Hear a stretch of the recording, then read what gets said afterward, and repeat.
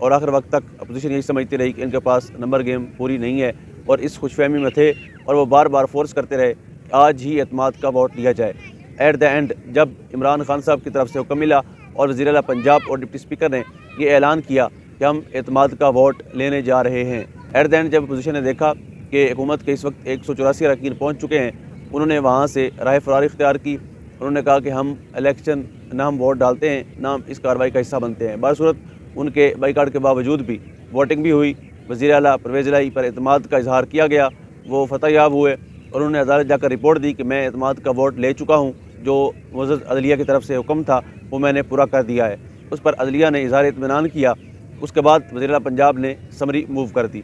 At the end बलीग़ुर Rahman साहब जो governor Punjab हैं उन्होंने साइन किया और ये मामला हो गया ख़त्म।